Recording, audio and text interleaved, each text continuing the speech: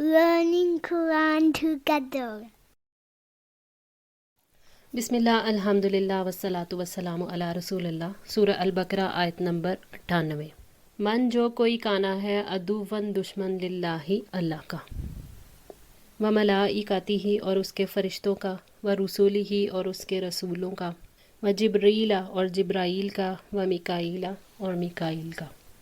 मन काना अदुवन लिल्लाह यानी जो अल्लाह ताला से दुश्मनी रखता है, उसका मतलब ये कि जो अल्लाह ताला के अहकामात की मुखालफत करता है, उसकी अताअत नहीं करता, और जो कुछ अल्लाह ताला ने नाजिल किया उसका इनकार करता है। व मलाइकातिही और उसके फ़रिश्तों के लिए यानी जो कुछ लोगों के लिए पैगामात फ़रिश्ते लेकर आए उन पर अमल करने से उकताता है।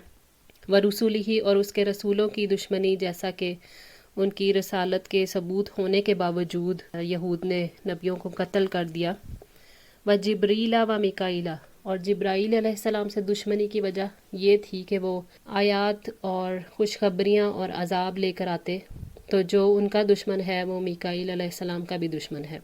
फ़इन्ना तो बेशक अल्लाह अदुव्वुन दुश्मन है लिल काफिरीन काफिरों का।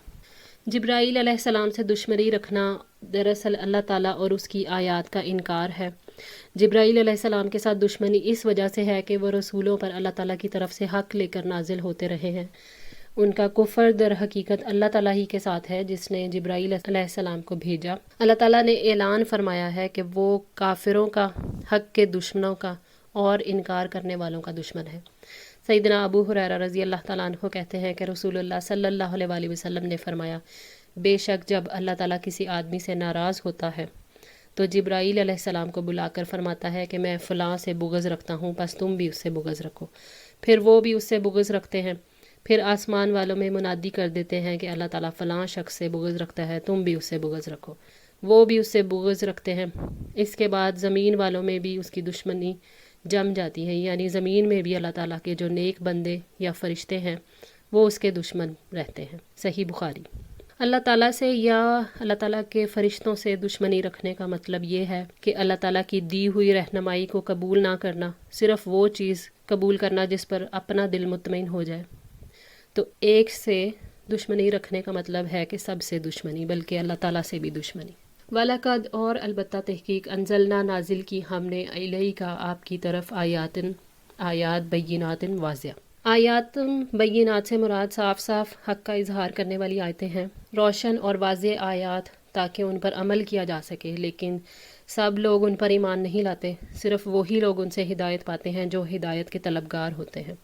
अल्लाह की तरफ से वाज़ेह आयात इसीलिए नाजिल होती हैं ताकि सब उस पर ईमान ले आएँ।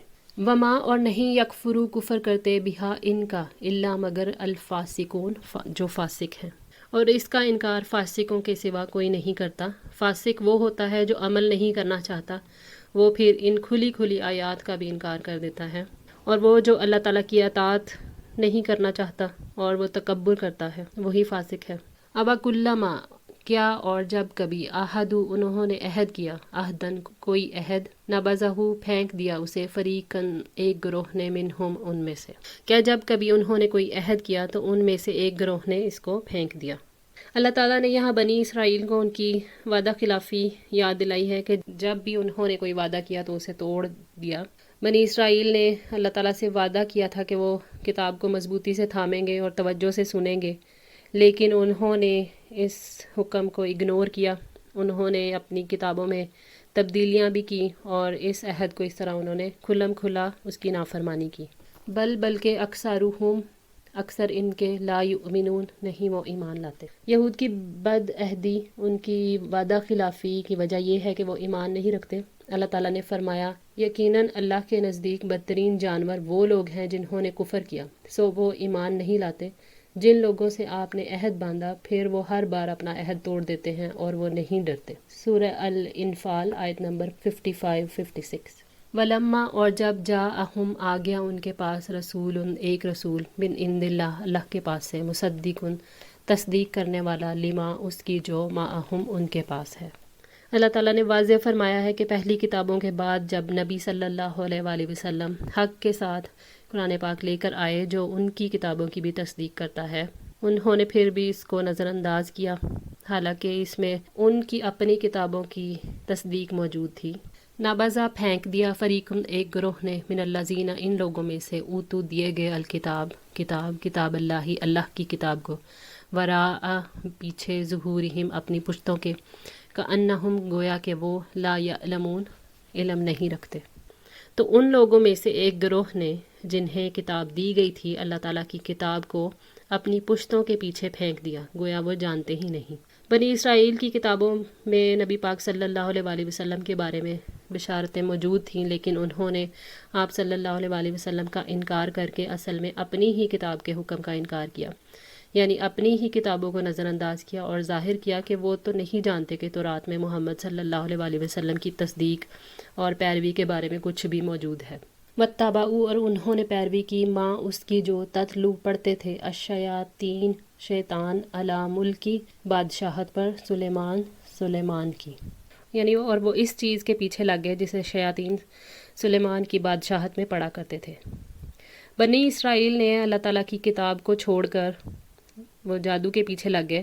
اللہ تعالیٰ نے اسی دور کا ذکر کیا ہے کہ وہ سلیمان علیہ السلام کی حکومت تھی جس میں انہوں نے جادو ایجاد کیا. اللہ تعالیٰ کی حکمت ہے کہ جو کوئی پھر نفع مند چیز کو چھوڑے تو اللہ اسے ایسے کام میں لگا دیتا ہے جو کہ نقصان کا باعث ہوتا ہے.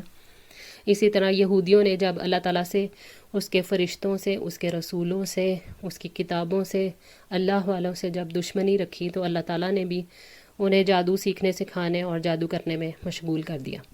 واتبعوا ما تتلو الشیاطین، یعنی یہود اس چیز کے پیچھے لگ گئے جو شیاطین پڑھا کرتے تھے، یعنی کہ جادو. اللہ تعالیٰ یہود کی گمراہی کے بارے میں بیان فرما رہے ہیں کہ انہوں نے اللہ تعالیٰ کی کتاب کو چھوڑ کر شیطانوں سے جادو سیکھنا شروع کر دیا تھا. وما اور نہیں کفر کیا تھا سلیمان نے ولیکن اور لیکن شیاطین نے کفر کیا. یعلمون وہ سکھاتے تھے الناسا لوگوں کو السحر جادو. شیاطین نے یہودیوں کو جادو سکھانے کے لیے یہ دھوکہ دیا کہ سلیمان علیہ السلام کی بادشاہت جو ہے وہ اسی جادو کے زور پر چلتی ہے اور وہ اسی جادو کے عامل ہیں.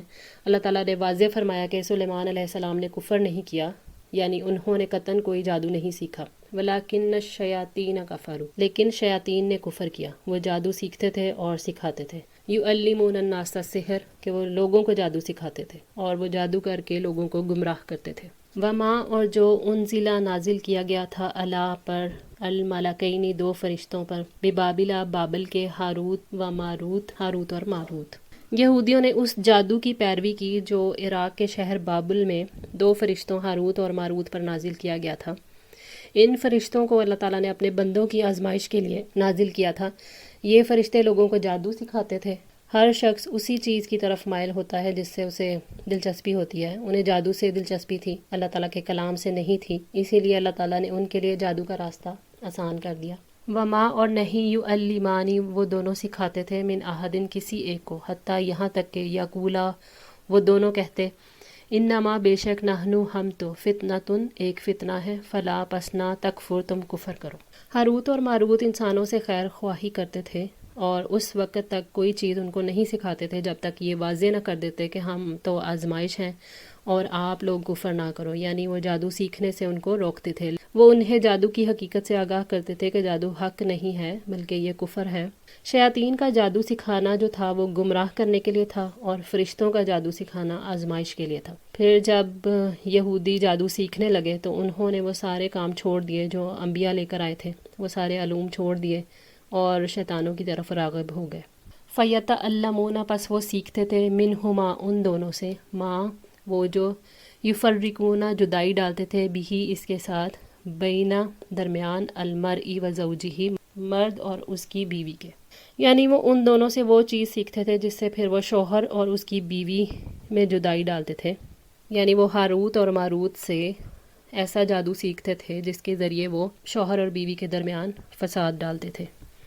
شوہر اور بیوی میں جدائی ڈالنے کی کوششیں کرنے والا بدترین شخص ہے. اللہ تعالیٰ نے شوہر اور بیوی کے درمیان محبت ڈالی ہے کیونکہ اسی پر معاشرے کی بنیاد ہے. اللہ تعالیٰ نے اسے اپنی نشانیوں میں سے ایک نشانی بھی کہا، اور اسی طرح سورہ روم کی آیت نمبر 21 میں فرمایا اور اس کی نشانیوں میں سے ہے کہ اس نے تمہارے لیے تمہاری جنس ہی سے بیویاں پیدا کی تاکہ تم ان سے سکون حاصل کر سکو، اور اس نے تمہارے درمیان محبت اور رحمت رکھ دی. وما اور نہیں تھے ہم وہ بدارینا ضرر پہنچانے والے بھی اس کے ساتھ من احد کسی ایک کو الا مگر باذن اللہ اللہ کے اذن سے، حالانکہ وہ اس کے ساتھ اللہ تعالیٰ کے اذن کے بغیر اس میں سے کسی ایک کو بھی نقصان پہنچانے والے نہیں تھے۔ جادو جو ہے اللہ تعالیٰ کے اذن سے ہی نقصان دیتا ہے، یعنی کوئی کسی کو نقصان نہیں دے سکتا مگر اللہ کی مرضی سے۔ کسی کا بھی نفع نقصان جادو میں نہیں جب تک کہ اس میں اللہ تعالیٰ کی مرضی شامل نہ ہو۔ نبی پاک صلی اللہ علیہ وآلہ وسلم پر جب جادو کیا گیا، سیدہ عائشہ رضی اللہ تعالیٰ عنہ نے بیان کیا کہ بنی زریق کے ایک یہودی لبید بن عاصم نے رسول اللہ صلی اللہ علیہ وآلہ وسلم پر جادو کر دیا تھا، اور اس کی وجہ سے نبی پاک صلی اللہ علیہ وآلہ وسلم کسی چیز کے متعلق کوئی خیال کرتے تو آپ یہ سمجھتے کہ وہ کام کر لیا ہے، حالانکہ آپ صلی اللہ علیہ وآلہ وسلم نے وہ کام نہیں کیا ہوتا تھا۔ ایک دن یا ایک رات نبی صلی اللہ علیہ وآلہ وسلم میرے یہاں تشریف رکھتے تھے اور مسلسل دعا کر رہے تھے۔ پھر آپ صلی اللہ علیہ وآلہ وسلم نے فرمایا، عائشہ کیا تمہیں معلوم ہے اللہ تعالیٰ سے جو بات میں پوچھ رہا تھا اس نے اس کا جواب مجھے دے دیا۔ میرے پاس دو فرشتے جبرائیل اور میکائیل علیہ السلام آئے، ایک میرے سر کی طرف کھڑا ہو گیا اور دوسرا پاؤں کی طرف۔ ایک نے اپنے ساتھی سے پوچھا ان صاحب کی بیماری کیا ہے؟ دوسرے نے کہا کہ ان پر جادو ہوا ہے۔ اس نے پوچھا کہ جادو کس نے کیا ہے؟ تو انہوں نے جواب دیا لبید بن عاصم نے۔ پوچھا کس چیز میں؟ تو دوسرے نے جواب دیا کہ کنگھی اور سر کے بال میں جو نر کھجور کے خوشے میں رکھے ہوئے ہیں۔ پھر اس نے سوال کیا یہ جادو ہے کہاں؟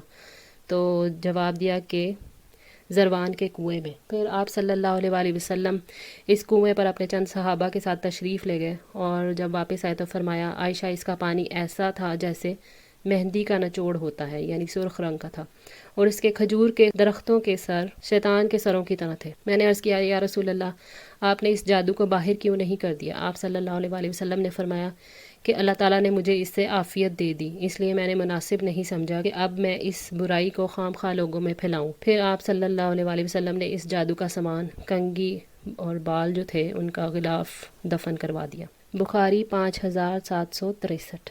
وَيَتَعَلَّمُونَ اور وہ سیکھتے تھے ما جو یضرہم نقصان دیتا انہیں، ولا اور نہ ینفعہم نفع دیتا انہیں، یعنی وہ ایسا علم سیکھتے تھے جو انہیں نقصان پہنچاتا تھا اور انہیں کوئی نفع نہیں دیتا تھا۔ اللہ تعالیٰ نے جادو کے علم کا ذکر کرتے ہوئے فرمایا کہ جادو میں نقصان ہی نقصان ہے، اس میں کوئی دینی یا دنیاوی فائدہ نہیں ہے۔ جس طرح بعض گناہوں میں کوئی دنیاوی فائدہ ہوتا ہے، جیسے اللہ تعالیٰ نے شراب اور جوئے کے بارے میں فرمایا کہہ دو شراب اور جوئے میں بڑا گناہ ہے اور لوگوں کے لیے کچھ فائدے بھی ہیں، البتہ ان کا گناہ ان کے فائدے کی نسبت زیادہ بڑا ہے۔ سورہ البقرہ آیت نمبر 219۔ لیکن جادو میں محض نقصان ہی نقصان ہے۔ جادو سے زندگیاں برباد ہوتی ہیں، جادو سے ہمیشہ نقصان ہوتا ہے، انسان کو سیدھے راستے سے دور لے جاتا ہے۔ جادو ناپاک کلام ہے اور اس کا سیکھنا حرام ہے۔ جادو کرنے والے گھٹیا کردار کے مالک ہوتے ہیں، اور جادو کرنے والا کافر ہے اور اس کا ٹھکانہ جہنم ہے۔ جادو کا علاج کیا ہے؟ جادو دور کرنے کے لیے معزتین نہایت نفع بخش ہیں۔ اسی طرح حدیث میں ہے کہ شیطان کو بھگانے کے لیے آیت الکرسی کا پڑھنا بہت مفید ہے، اللہ تعالیٰ سے پناہ مانگنا، اور جیسا کہ اللہ تعالیٰ نے قرآن پاک میں بھی ہمیں ہدایت کی ہے وَإِمَّا يَنزَغَنَّكَ مِنَ الشَّيْطَانِ نَزْغٌ فَاسْتَعِذْ بِاللَّهِ، اور اگر شیطان کی طرف سے آپ کو کوئی اکساہٹ ہو تو آپ اللہ تعالیٰ کی پناہ مانگے۔ سورہ فصیلت آیت 36۔ اسی طرح جادو، حسد اور بلاؤں کو دور کرنے کے لیے صدقہ کرنا چاہیے، قرآن حکیم کی تلاوت کرنا اور مسنون دعائیں پڑھنا، اور ٹوائلٹ وغیرہ میں جاتے ہوئے جو کہ ناپاک جگہ ہیں اور شیاطین کا گھر ان کو کہا گیا ہے، تو نبی پاک صلی اللہ علیہ وآلہ وسلم سے بھی یہ ثابت ہے کہ آپ صلی اللہ علیہ وآلہ وسلم بیت الخلاء جاتے ہوئے دعا پڑھا کرتے تھے، اللہم انی اعوذ بک من الخبث والخبائث، اے اللہ میں ناپاک جنوں اور جننیوں سے آپ کی پناہ مانگتا ہوں۔ صحیح بخاری 142۔ اسی طرح عجوہ کھجور کا استعمال کرنا وہ بھی فائدہ مند ہے۔ سیدنا سعد بن ابی وقاص رضی اللہ تعالیٰ عنہ نے بیان کیا کہ نبی پاک صلی اللہ علیہ وآلہ وسلم نے فرمایا جو شخص روزانہ چند عجوہ کھجوریں کھا لیا کرے اسے اس دن رات تک زہر اور جادو نقصان نہیں پہنچا سکیں گے۔ صحیح بخاری 5768۔ وَلَقَدْ اور البتہ تحقیق عالمو وہ جانتے تھے، لَمَنِ اشْتَرَاهُ جو انہوں نے خریدا، ما نہیں لہو ان کے لیے فی الآخرۃ آخرت میں من خلاق کوئی حصہ، وَلَبِیسَ اور البتہ کتنا برا ہے، ما شروا جو انہوں نے بیچ ڈالا بھی اس کے بدلے انفسہم اپنی جانوں کو، لو کاش کانو ہوتے وہ یعلمون جانتے، حالانکہ بلا شبہ یقیناً وہ جانتے تھے کہ جس نے اس کو خریدا اس کے لیے آخرت میں کوئی حصہ نہیں، اور یقیناً برا ہے جس کے بدلے انہوں نے اپنے آپ کو بیچ ڈالا، کاش وہ جانتے ہوتے۔ جادو کرنے اور کروانے والے کا آخرت میں کوئی حصہ نہیں۔ بنی اسرائیل جانتے تھے کہ جو بھی جادو کرے گا اس کی آخرت چلی جائے گی۔ جادو سیکھنے کے لیے انہوں نے اپنی جانیں تک بیچ دیں، اور کیا کمایا؟ کچھ بھی نہیں، اپنی آخرت بیچ ڈالی دنیا پانے کے لیے، تو اب آخرت میں ان کے لیے کچھ بھی نہیں ہے۔